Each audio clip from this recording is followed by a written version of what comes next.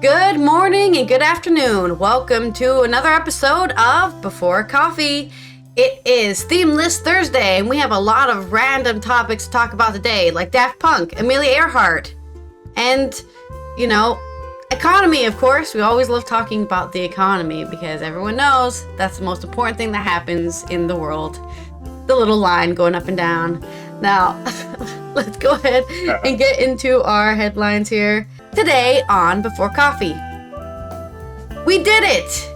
The EU agrees on a 50 billion euro package for Ukraine as Viktor Orban bows down to pressure. And the world's economy is headed for a soft landing. What is the quantum computers threatening our global security? California is getting nailed with some more of those fun atmospheric rivers back to back.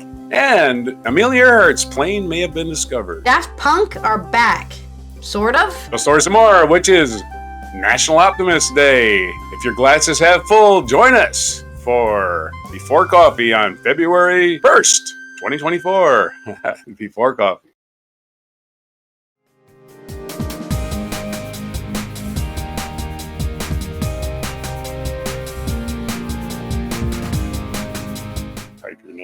And also, happy Black History Month. That's right, in the US, they're celebrating everything about Black history and how you can't keep them down. Rise up. Something inspirational like that. This first article I have is from the EU, from The Guardian by Lisa O'Carroll. Viktor Orban has agreed to a deal with fellow EU leaders on a 50 billion support package for Ukraine. Oh, my phone is still... That was me sending a video. There we go. On a 50 billion euro support package for Ukraine after pulling back from the brink for a second time at a summit in Brussels. The Hungarian Prime Minister, who has been vowing to block the funds since December, finally succumbed to pressure after a series of 11th hour meetings with the Italian Prime Minister. Oh, what did Doria promise him? And the French President Emmanuel Macron, and the German Chancellor, everyone was there, Olaf Scholz, as well as the European Commission and Council President Ursula von der Leyen and Charles Michel. Everyone was there, all the big hats. I think he's just going to see any more option. He cashed in, said one senior source. Vladimir Zelensky, the Ukrainian president, said the decision once again proves strong EU unity, except for Hungary. The 4-year package is designed to keep Ukraine's economy afloat, with cash for hospitals, schools, and civil servant wages and pensions. Continued EU financial support for Ukraine will strengthen long-term economic and financial stability, which is no less important than the military assistance and sanctions pressure on Russia, said Zelensky. The deal surprised everyone gathered in Brussels for the emergency summit, which was called after Orban blocked the 50 billion fund in December. Wow, they've been having an emergency summit since December? Man, they're probably freaking all sleeping for 15 hours now. They've been yelling at this guy, please, just let us send money. The mood this morning was not good. Everybody was expecting this, said a diplomat. 2 additional paragraphs were added to the draft conclusion agreed by leaders, but sources say neither amounted to a win for Orban. He didn't get anything, said one source close to those in the room. One new paragraph calls for the European Council to invite the European Commission to review the budgetary framework in 2 years' time. There is no veto, said a spokesperson for the European Council. However, the new paragraph allows for a debate on the fund if needed. Announcing the deal, Michel tweeted, "We have a deal. Unity!" All 27 leaders agreed on an additional 50 billion support package for Ukraine with the EU budget. This locks in steadfast, long-term, predictable funds for Ukraine. #Ukraine. The EU is taking leadership and responsibility and support for Ukraine. We know what is at stake. European leaders expressed their frustration and anger with Orban on the way to the summit. Asking what he would say to Orban, the Polish Prime Minister Donald Tusk was short. Nothing nice.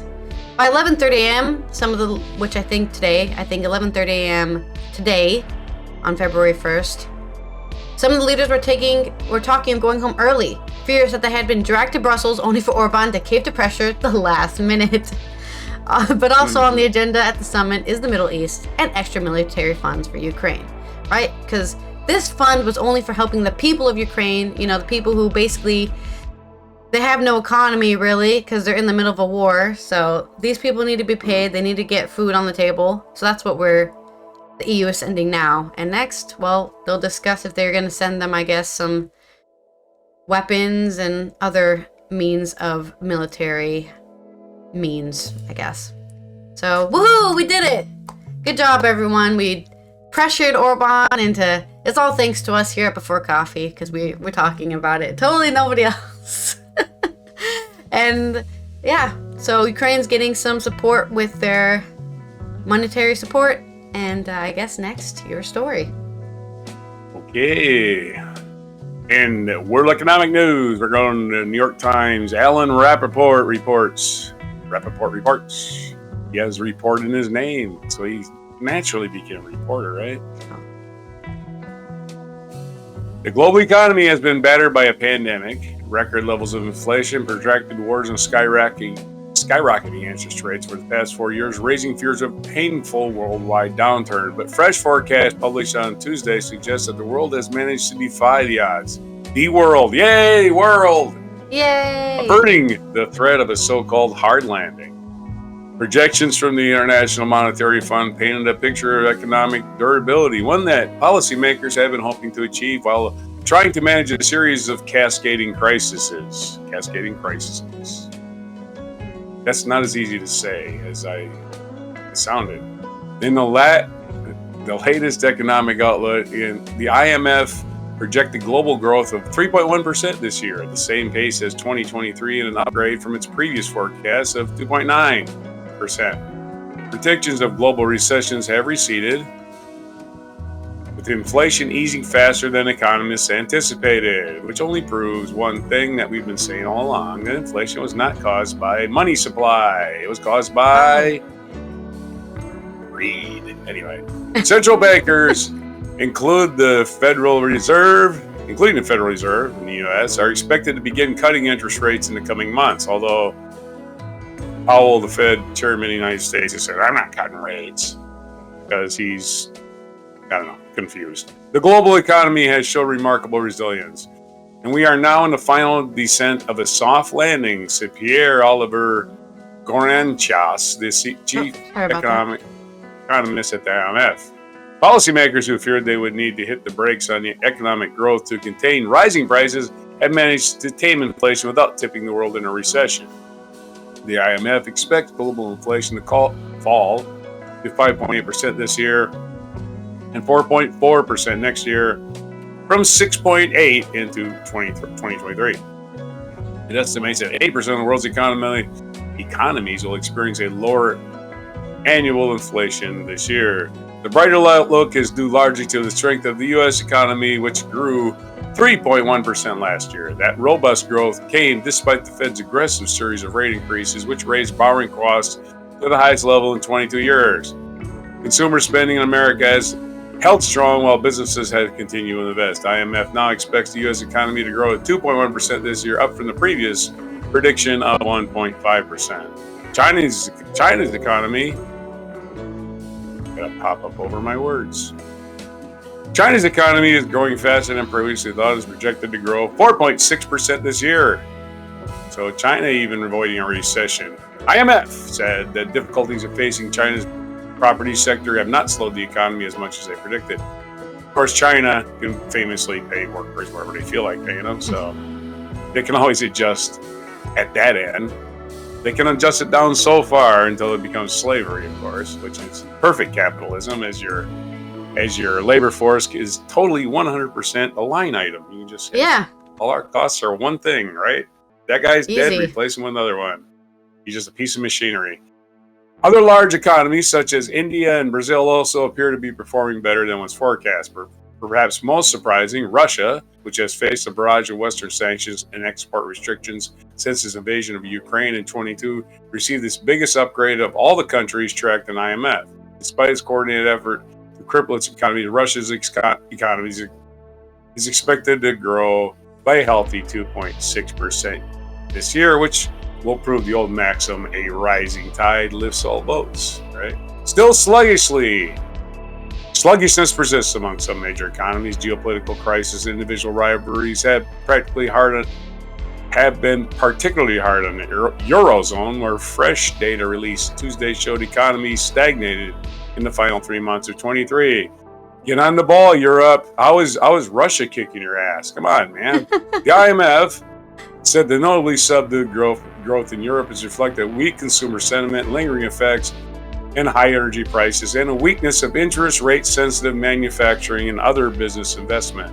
Other threats to global economy exist, including geopolitical turmoil in the Middle East, the war in Gaza, and the associated attacks on ships by the Iranian-backed Yemeni rebels known as the Houthis in the Red Sea are of particular concern to the IMF. It warned that those attacks escalated, they could lead to supply disruptions, more persistent underlying inflation that might require central bankers to maintain higher interest rates for a longer period.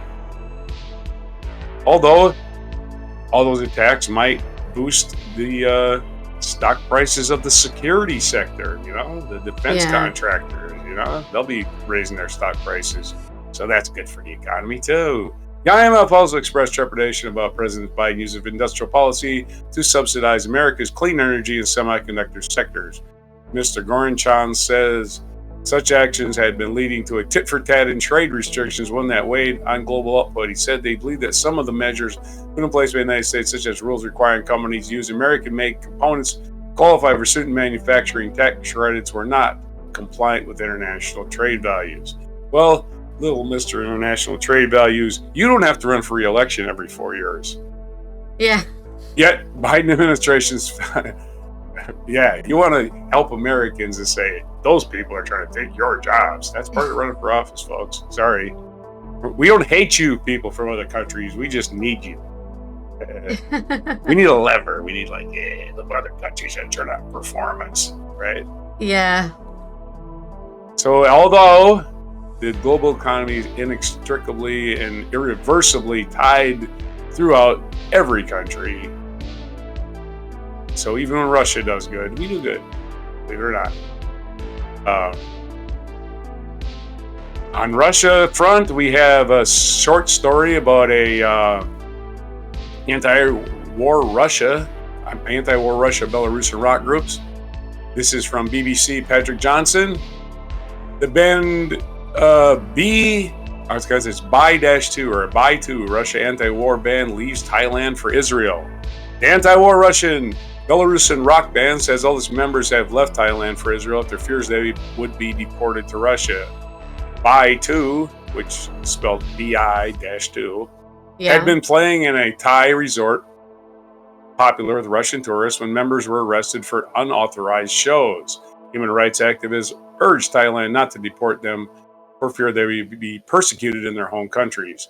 Now the band says it's on its way to Tel Aviv, Israel. The band's frontman Yegor Loyava Bortnik has already arrived in Israeli city, Radio Free Europe reports.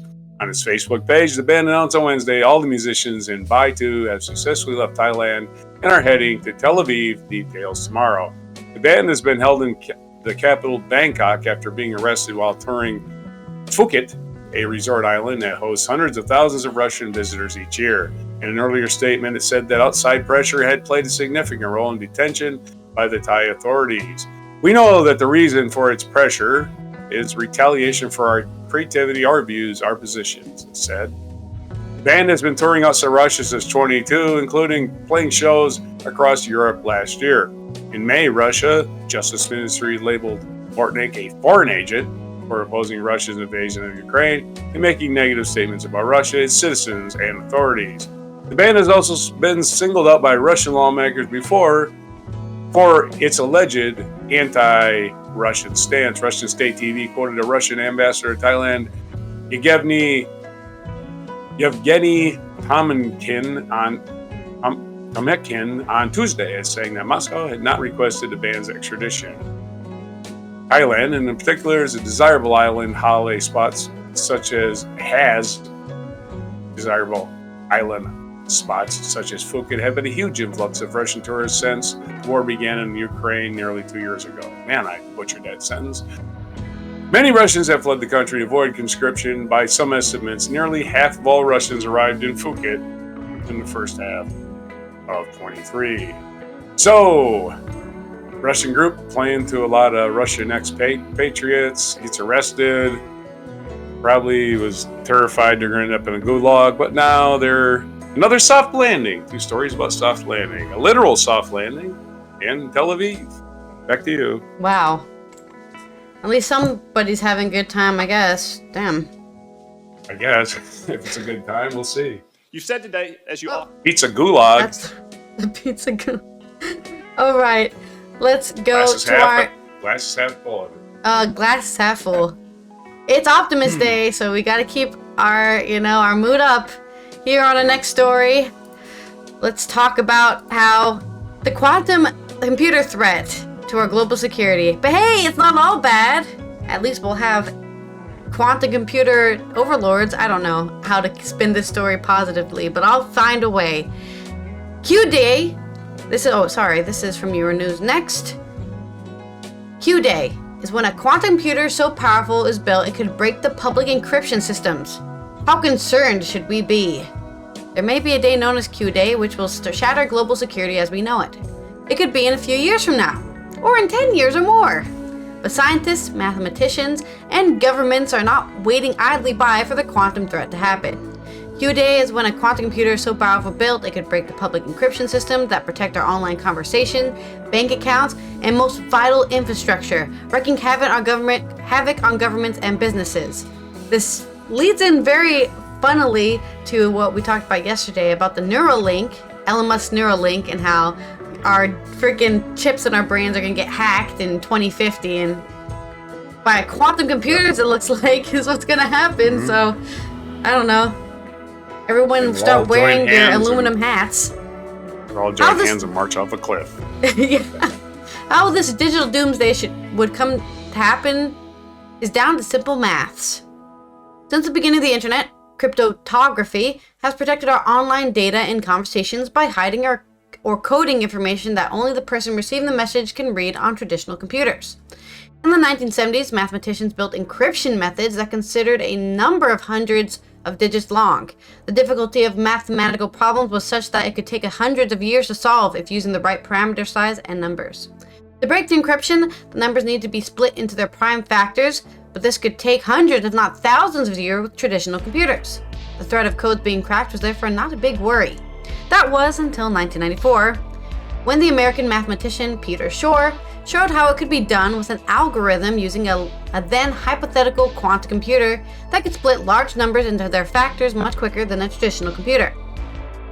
The quantum threat was still not a significant concern back then, but it started to become an issue 4 years later when the first quantum computer was built. Though the quantum computer and those currently being built are still not powerful enough to use Shor's algorithm to decrypt numbers, in 2015, intelligence agencies determined the advancement in quantum computing is happening at such a speed that it poses a threat to cybersecurity. At the moment, qubits, the processing unit of quantum computers, are not stable for long enough to decrypt large amounts of data. But tech companies such as IBM and Google have slowly but steadily started making progress in building machines strong enough to deliver the benefits of quantum, which include pharmaceutical research, subatomic physics, and logistics. It's a matter of time. It's a matter of how long it takes until we have a large quantum computer to go, said Dr. Jan Goetz, CEO of the co-founder of IQM Quantum Computers, a startup that builds quantum computers, told Euronews Next. If it takes 30 years to build a strong enough computer, there would be less reason to panic, as most of the encrypted data might no longer be relevant. But if someone comes with a very clever idea and can already do the code breaking in 3 to 5 years, the whole situation looks different, Goetz said. Maybe we need to use quantum encryption in order to counter the quantum computers. I don't know anything about this stuff, but that's my idea. Individuals should not be concerned by the Q-Day, as there are probably few people who have data that is that sensitive and will still be relevant in years to come. Goetz said once that the new technology comes, encryption codes will be updated on all computers and phones, and you should not be concerned about this because the industry will take care of it. Mostly because they need to take care of it for themselves. If it wasn't them at threat, they probably wouldn't even care. But since they're also at threat. But governments, organizations, and businesses should be concerned by the quantum threat. There's a concept called store now, decrypt later. It means someone could be storing the data and waiting for a quantum computer strong enough to come along and decrypt it. Governments in particular have harvesting data from the internet, said Dr. Ali El Kafani, founder and CEO of quantum-safe cryptology company PQ Shield. They are storing data they can't access or read at the moment, but they can keep them there until the cryptography layer becomes weaker, until they know a way to attack it, and then they break it and read those communications, he told Euronews Next. Governments are not standing by for that to happen, and the cryptographic community are building encryption methods that can withstand the quantum threat, known as post-quantum cryptography, PQC. This year, sometime between May and June, the final standardization of PQC will be released by the U.S. National Institute of Standards and Technology. This will be a game changer, as it will be on the market for all industries.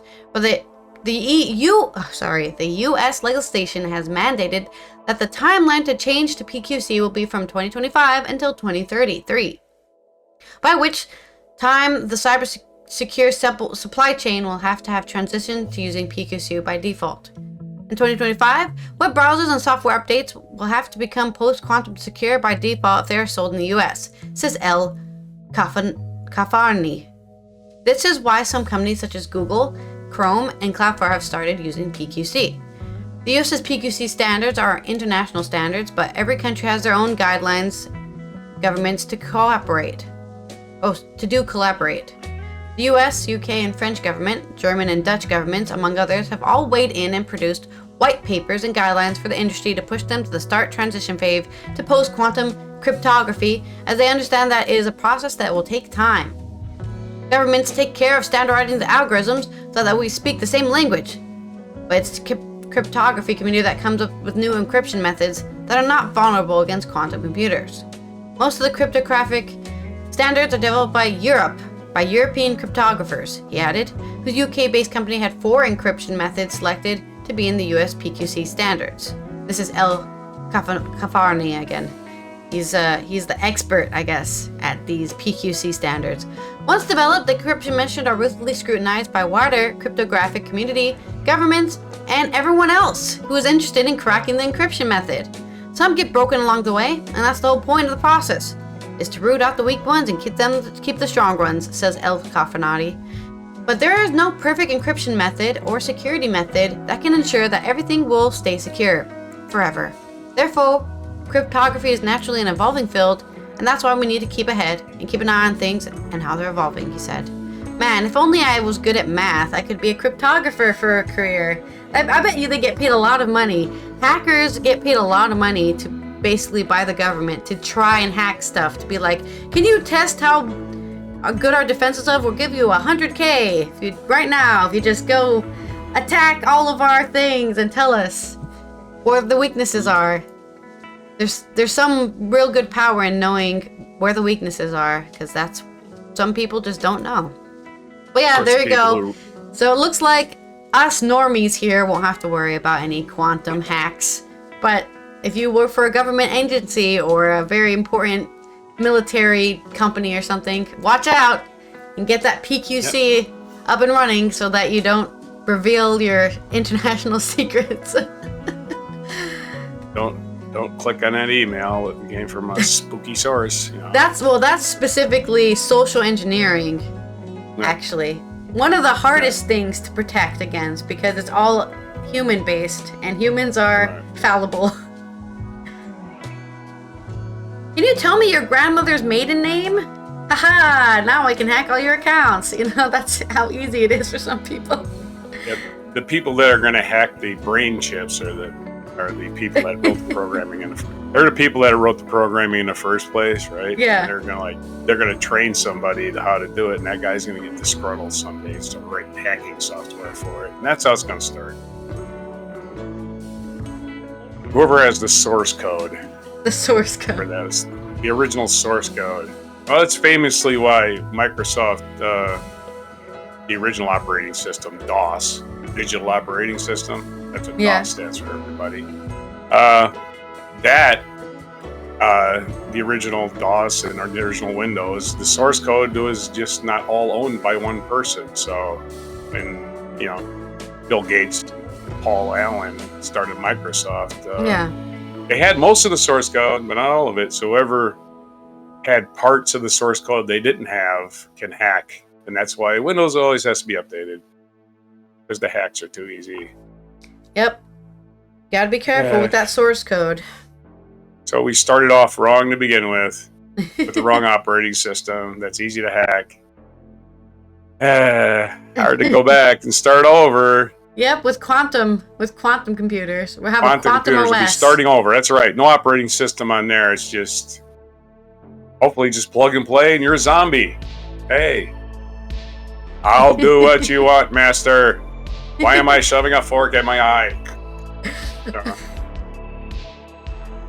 In natural revenge on humans news, not the technical revenge on humans news, but the natural one, the one that Mother Nature has a say in, totally and 100%. This is from AP News. John Anzac. First back-to-back atmospheric rivers push into California. Officials urge storm preparation. The first of two back-to-back atmospheric rivers slowly push into California on Wednesday, triggering statewide storm preparations and calls for people to get ready for potential flooding, heavy snow, and damaging winds.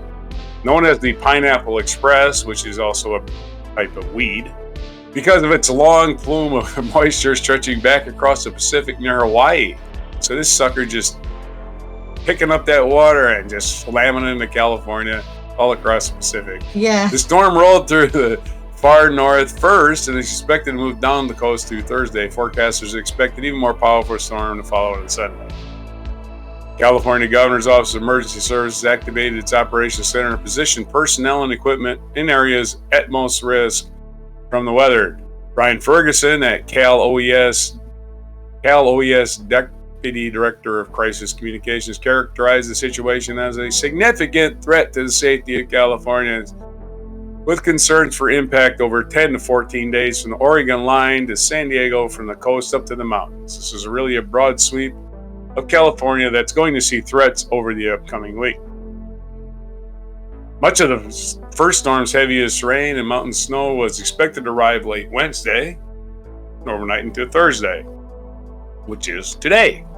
Heavy rain and gusty winds began hitting San Francisco Bay on Wednesday evening. Service for San Francisco's iconic cable cars were halted as a safety precaution. Pacifica, coastal city in San Mateo County, recorded more than an inch or 2.5 centimeters of rain in 1 hour.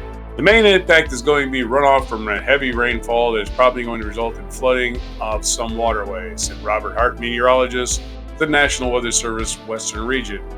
The Weather Service issued a flood watch on Friday morning for the Bay Area and the Central Coast because of the possible flooding of rivers, streams, and some roads in areas scarred by previous wildfires. Forecasters also said Central Coast could see waves up to 18 feet high on Thursday and Friday.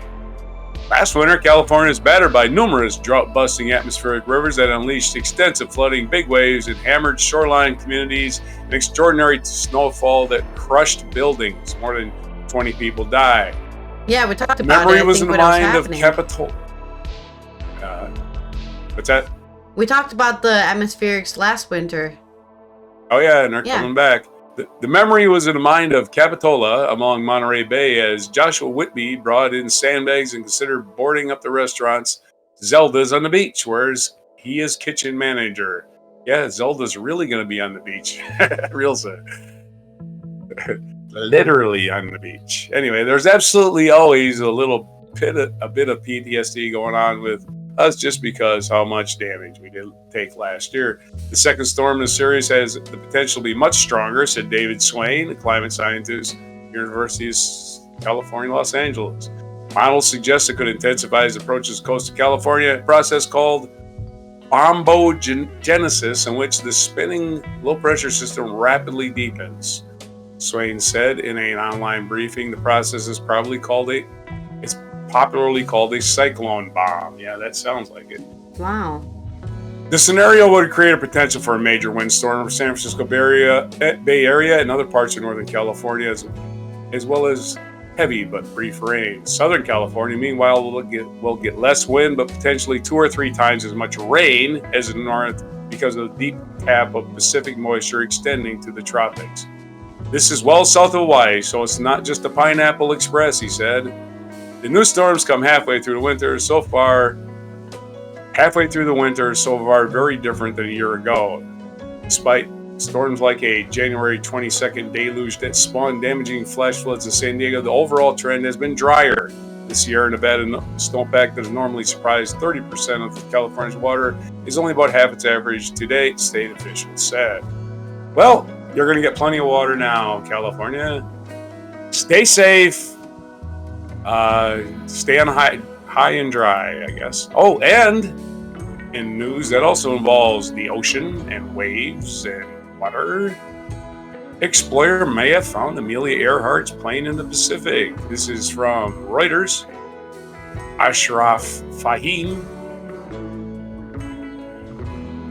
a former U.S. Air Force intelligence officer, says he believes he has found the wreckage of Amelia Earhart's plane, which disappeared 9 decades ago, on the bottom of the Pacific Ocean using a sonar data from a deep-sea drone. Hoping to solve an 87-year-old mystery, explorer Tony Romeo plans to launch a mission later this year next to find a long-lost plane, which a massive U.S. search failed to do in 1937. She's America's most famous missing person, right? As long as she's missing, there's always going to be somebody out there searching. If we can help bring closure to this story and bring Amelia home, we'd be super excited. Yeah. Earhart, an American aviator, became the first woman and second person to ever fly solo and nonstop across the Atlantic in 1932. 5 years after Charles Lindbergh accomplished the feat. Of course, she also flew solo across the Pacific, which is longer, and way longer, actually. Along the Navigator, Fred Noonan was attempting to fly around the world when the plane went missing over the Pacific. If she succeeded, she would have become the first female pilot to do so. Romeo, I want to say Romeo instead of Romeo. I don't think that's his name. I think it's Romeo. Chief executive of the private exploration company, Deep Sea Vision, believes that the wreckage of Earhart's plane lies in the ocean floor more than 5,000 meters beneath the surface, or about 160 kilometers from Howland Island, roughly halfway between Hawaii and Australia. Renowned U.S. pilot, that's the picture credit. Blurry sonar images from a deep-sea drone show a plane-like shape on the flat, sandy beach bottom, he said. Deep Sea Vision's 16-member crew searched more than 13,400 square kilometers, or 5,200 square miles, over 100 days at the end of last year. Romeo said the images showed what appeared to be a plane matching the size of Earhart's Lockheed Model 10E Electra. The image, he said, appeared to show the distinguishing characteristic of the plane, its twin vertical stabilizers on the tail. Romeo supposes Earhart ran out of fuel and landed the plane on the ocean surface, and that the craft later sank to the bottom, where it would have lay ever since, little disturbed by light currents. Not a whole lot of currents at the bottom of the ocean. The first step in it, especially when it's in a ditch, the first step is to confirm it. The next step would be, it's possible to raise it to the surface and restore it. Wow, that's going to take some time, huh? That is your update on Amelia Earhart. Man is convinced he's found it. I've seen the picture. It sure looks like an airplane, but, it could be just... Unless there's a black box in it or something, you really can't know, right? And it's like there is no history of any other aircraft going down anywhere in that region. So pretty much narrows it down. To me, that's got to be it, right? With all our technology and all our, billionaires with nothing but time on our hands that go searching for crap that nobody really cares about, we'll find it, by golly. Right? And we're the country that sent tourists down to the Titanic to get blown up. Yeah. They can do anything. Yeah. Anyway. Billionaires can do anything. That's right. There's no problem that money can't solve. But we're only going to solve the menial problems that don't matter. Like, what happened to Amelia Earhart? Yeah, bleeding from your femoral artery, just slap some money on there. I think people are really obsessed with the mystery of it because it's like, ooh, what could have happened, you know? And it's just like, she crashed and died. That's what happened. Well, the romance is that Yeah. she lived a long life and married a native island person. Oh, and they right. had She got 40 married children. to some... They had pygmies 40 or something. children.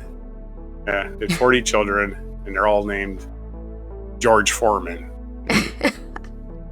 That's really specific. We're gonna go with that theory. All right. In some more optimist news today, Daft Punk are back. That's right. They I think even last year or the year before 2022, they were like, we're done. And then they were like, we're back. And then we're done. But, you know, that's how you get they feel. people to pay attention to you. Just say we broke up so that everyone's like, oh no. And then when you come back, me you go, every we're back morning. together. And then everyone go, oh yay. This is from Euronews Culture. The defunct French electro house band may be coming back. Between 1997 and 2013, the famous robotic duo Thomas Bangalter and Guy Manuel de Homem Cristo released 4 albums. It's really weird to say their full names because I like the whole act of them being robots. 7 if you count the 2010 Tron Legacy soundtrack, and both 1997 and 2007 live albums. Their Grammy-winning album, Random Access Memory, was followed by their breakup in 2021. Oh god, it was 2021. I thought it was 2022. Now, one of Daft Punk's collaborators during the REM sessions have confirmed rumors that a recorded and shelved album in 2018 would have been the follow-up to what was their final 2013 project. That there's even some chance that the lost album will come out. In a recent video interview with student-run media organization Alt News 2646, the band's drummer mononymously known as Quinn, who performed on the majority of the tracks on REM, talked about working with Daft Punk. He mentioned spending 4 or 5 days at Henson Studios with the French duo at around 2018. He said that the unreleased records include some of his best work, and went on to talk about the possibility of its release. I keep checking in. I'm told they're working on it. It's coming out of the locker. I asked Daft Punk permission to talk about it for another article, because they're very secretive, as you know, and the greatest guys. Quinn mentioned he was the very first person called into work on this lost Daft Punk album, and that Thomas Bangalter was just experimenting. That unnamed record, I think, will be a lot of spontaneous things, he said. I remember playing this one thing, my piano board, and the insides of a piano. I put my kick pedal on the strings and played it like a kick drum. I remember those guys really loving that. I don't know if it'll make the record. It was the craziest, weirdest sounding thing. Quinn also claimed that he recorded more normal drums, a little bit more disco, tighter drums. Check out, blah blah blah. There have been theories that Daft Punk would make a comeback for the 2024 Summer Olympic Games held in Paris this July and August. But those were promptly shut down. The band members seemed content having put an end to the Daft Punk era. When we started, I was 18, and when we ended Daft Punk, I was 46. Bangalter said in August 2023 interview. I'm relieved and happy to look back on it and say, okay, we didn't mess it up that much. Hey, optimism. We did a pretty good job. Last April, Bangalter released a solo orchestral album called Mythologies, which was complete pivot compared to the band's signature sound, but well worth listening to. In our review, I say our, in Euronews Culture's review, they said ended up sounding like the Baroque love child of Vivaldi and Philip Glass, and it's, well, sublime. So if you know anything about your classic music, about Vivaldi, I think famously Vivaldi does Four Seasons. That's very famous track. Wait, famous he compared them to Sublime, or he track. said they were Sublime? No, not to Sublime. They said it sounds sublime, comparing it to They Vivaldi. sound And like- I don't know if I know any Philip Glass tracks, but I guess I'll look that up. I know some Sublime tracks. You want to play those? Anyway, Me too. anyway, back to you. It's far more interesting than the stripped-down, drumless REM re-release Daft Punk put out in November 2023 to celebrate the album's 10th anniversary. A complete waste of time that drains the energy of the original album, according to Euronews Culture, that is. That said, apparently Quinn didn't feel too insulted by the drumless version, so that's something. Bangalter was also recently announced as the composer of Dali film soundtrack. There's a lot of A's. That's why I said it like that. It's like 15 A's. Dolly! The film screened at the Venice Film Festival last year, and the soundtrack was released on Ed Banger Records. So check out these film soundtracks. Honestly, I think like house producers and DJs make really great movie soundtracks. Like a lot of really great movie soundtracks. I can't think of the. I think it was not Afrojack. Something XXL. He's a Dutch DJ producer, and he makes some really good. He made some really good OSTs from some movies. So check those out if you're interested. Cross your fingers for this, post-mortem release of this album, which supposedly has the best drumming Quinn has ever done. And on to this day in history. I'm playing Vivaldi, so it's Four strange. Seasons, right? Yeah. Everyone knows that one. It's a pretty famous track. So there you go. we won't get copyright hit for that, I don't think. No, it's definitely in public domain at this point. Vivaldi was a long time ago. Buried somewhere in Italy, going, what? Who's playing my stuff without authorization? He died in 1741. 100% he's in public domain. Well, if 70 years after an artist's death is when you're allowed something enters public domain, at least in the U.S. So. Well, of course, then there are people that buy the copyrights and keep putting them up for sale and stuff. So publishing rights, as they say. So yeah, that never ends because there's $1 to be made off it. Yeah. This day in history, besides Vivaldi being dead, we know he's dead. Fortunately, give him a moment of silence later. 1790, the first session of the Supreme Court of the United States was held in New York City, and of course, famously, never seen more corrupt person than Clarence Thomas on the Supreme Court since then. So, seriously, not even anybody close. Looked it up. 1820, in the battle fought with Cepeda, Argentina, Federalist forces defeated Unitarios, who were advocates for a strong central government. Why does that sound like a soccer game?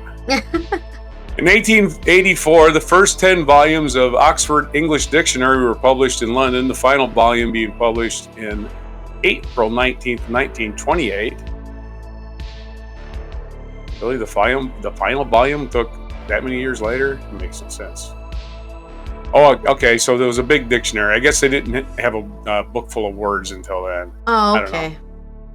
1884 was the birthplace of the first 10 volumes of Oxford English Dictionaries published. So let's leave it at that. 1896, Giacomo Puccini premiered his opera in La Bohème in Teatro Regio in Turin, Italy. Speaking of Italian composers, who was talking about Vivaldi. No, he's Italian, I believe. Anyway. 1901, American motion picture star Clark Gable, whose enormous popularity made him king of Hollywood, was born in Cadiz, Ohio. Of course, yesterday we talked about him making his last movie, The Misfits, with Marilyn Monroe. 1902, American writer Langston Hughes, one of the foremost interpreters to the world of black experience in the United States, was born. 1923, the private army of black shirts that helped Benito Mussolini come to power in Italy was officially transformed into a national militia, the Voluntary Fascist Militia for National Security. Look at your favorite MAGA person, and you will see a black shirt in grooming. 1946, Norwegian politician and diplomat Trygve Lie was elected the first Secretary General of the United Nations.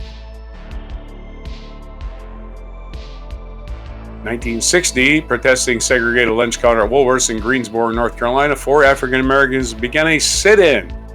Its success led to a wider sit-in movement throughout the South. 1960.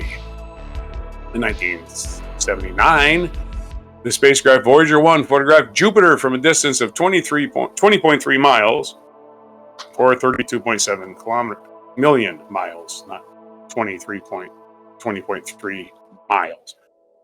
It was 20.3 million miles away, or 32.7 million kilometers, and it took a picture of Jupiter, wow. which is a big planet. Yeah. Probably filled up the whole screen at that point. It can fill an entire soup bowl. Oh yeah. We are a dot. If we were next to Jupiter, we'd be one of its moons. In 2004, in what was perhaps the most controversial halftime show in Super Bowl history, pop singer Janet Jackson experienced a wardrobe malfunction when part of her bustier was ripped off by Justin Timberlake. Some argued it was accidental, while others say it was premeditated, while I argue, who gives a fuck? 2009, Icelandic politician Johanna Sigurðardóttir, long word with a lot of these things over it, tildes and umlauts and whatever that B thing is. Yeah. None of these things, was sworn in as country's prime minister, becoming the first woman to hold that post in Iceland and the world's first openly gay head of government. Openly gay. Not doing it behind closed doors, it's nobody's business anyway. 2013, American politician Ed Koch, who had served as mayor of New York City, earning reputation for tenacity and brashness, died at the age of 88. Ed Koch famously ran for both parties' nominations for mayor and won. So he did not have a political party. 2021, the military seized power in Myanmar, ousting the country's de facto leader, Aung San Suu Kyi. And our featured event. Let's see what we got. Oh, this is a bad one. Uh-oh. Space Shuttle Columbia destroyed. And this day in 2003, while returning to Earth from an orbital mission, the U.S. Space Shuttle Columbia broke up catastrophically at an altitude of about 40 miles over Texas, killing all 7 crew members. I was alive for that. Sad day in history. Our feature biography. Who was the last president of Russia? Does anybody know? Do you know? Before Putin, it was Boris Yeltsin. That's right. Boris Yeltsin was born on February 1st, 1931. So happy birthday to Boris. He died on April 23rd, 2007 at the age of 76. He famously rode on top of a tank through Moscow. Oh, yeah. Right. While the communists had kidnapped, basically, Gorbachev. Yeah. And he said, I'm the president of Russia. And he actually became president of Russia. And, of course, during a power struggle, he appointed Putin as prime minister. And that was basically it for Russia being a democracy. At least for now. Hope for the future, guys. Gotta be optimist. All right.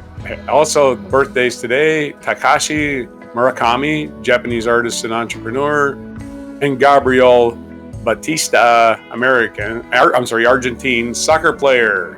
And National Day calendar. It is National Freedom Day, as it is the first day of Black History Month.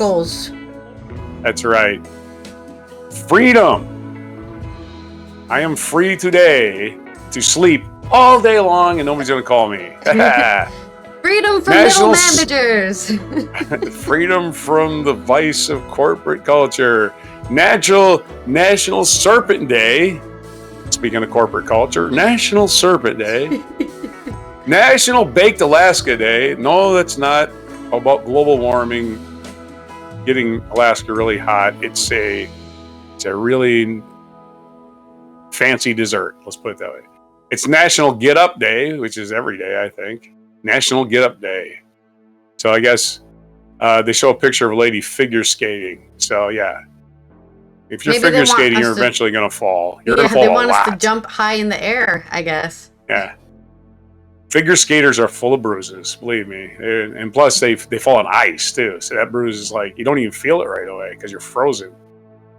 Yeah, just go outside and jump in the air, I guess. Yeah. It's also National Dark Chocolate Day, so you can get up and rub some dark chocolate on your bruise after you fall down. Fall down, get up, rub some dark chocolate on it. And it's National Optimist Day, as I said before. The optimists say the glass is half full. The pessimists say the glass is half empty. The anal retentives say, actually, you know what? That glass is only 48% full. And it's National Texas Day. So if you're falling down in Texas, don't fall in a baked Alaska. And eat some dark chocolate. Yeah, this is the day that Texas entered the Union, which was, of course, a big mistake. They should have let Texas enter as a free state, or said, you either enter as a free state or no, don't enter at all. Go be your own country. They don't care. Texas That's what they should have just said. gone back to Mexico. That's what I say.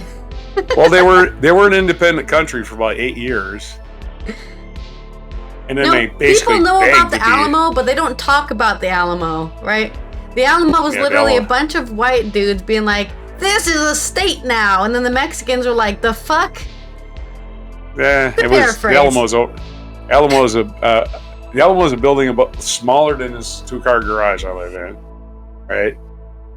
The most overrated tour I've ever been in my life. I mean, the only thing in there to look at is the graffiti, and you don't even know if it's authentic graffiti, right? It could be. But I'm just saying last that the week. actual fight was, we want to It make wasn't this. a fight. It was a siege. It was It no was a fight. siege. It was a siege. It was a siege. A bunch of people in a building getting bombed. That was it. It was an army against a bunch of people. And significance was, it was a rallying cry for Sam Houston, who a few days later routed. I mean, the Mexican army supply lanes are getting pretty short. I'm pretty long and stretched out. You know, you go through Texas and you're just like, I want to go home. So, Yeah, the state needs to be cut up into 4 states, realistically. nah, that'll just be 40. Leave them alone.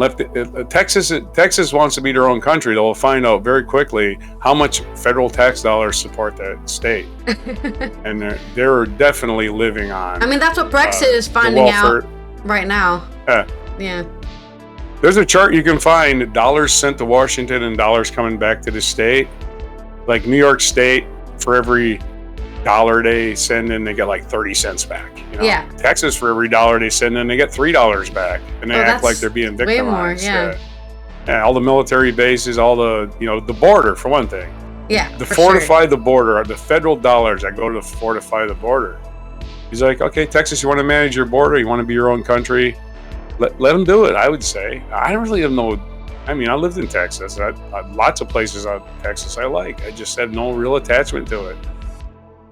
It's just another bit of land that's being mismanaged by fascists right now. You know, it's like all of the South being mismanaged. Yeah, what's the truth? Yeah. Oh, who doesn't want people to vote it? Fascists don't want people to vote. Who has the lowest? Who has the lowest turnout for voting? Texas. The southern states, but Texas is among the lowest. And why? Because they're fascists. They don't want you to know what's going on. They don't want you to know. They don't want you to know civics. They don't want you to know how government works. They want you ignorant. They want you to do what you're told. That's what Texas is. El Paso and Austin are the only good cities. You haven't been to them all. There's a few other ones. There's plenty of great people in Texas. And again, I like driving in Texas because people get the hell out of your way. Only state where people get the hell out of your way. Somebody's going 40 on a 50, they get off to the side. There's plenty of shoulder room. Yep. Get off to the side. I'm not in a hurry. You are. I don't know. Everybody else doesn't do this. But thumbs up for Texas for doing that. Because that's like the number one thing. They get the Rog Award for being good drivers. Or at least the bad drivers get the hell out of your way. Not like Maryland, the guy sitting at the light reading a book, I was in chapter 3. Stop honking your horn. I was almost done. All right. There's your news for today, February 1st, 2024 on Before Coffee. All right. And this is Allison here, who, breaking news, just want to say UMG, which is a Universal Music Group, has pulled all of its music, all of its artists off of TikTok. So if you have any TikToks out there using Taylor Swift, Billie Eilish, or Harry Styles songs, probably even more than that, you're about to get copyright striked because they've pulled all their music off TikTok, and everyone's panicking on the internet. Oh no! So we'll see how that develops in the next few days. Sorry? Our mic drop is the CEO of TikTok. So here we go. To our mic drop. You said today, as you often say, that you live in Singapore. Of what nation are you a citizen? Singapore. Are you a citizen of any other nation? No, Senator. Have you ever applied for Chinese citizenship? Senator, I served my nation I'm in asking- Singapore. No, I did not. Do you have a Singaporean passport? Yes, and I served my military for two and a half years in Do you Singapore. have any other passports from any other nations? No, Senator. Your wife is an American citizen, your children are American citizens. That's correct. Have you ever applied for American citizenship? No, not yet. Okay. Have you ever been a member of the Chinese Communist Party? Senator, I'm Singaporean. No. Have you ever been associated or affiliated with the Chinese Communist Party? No, Senator. Again, I'm Okay. Singaporean.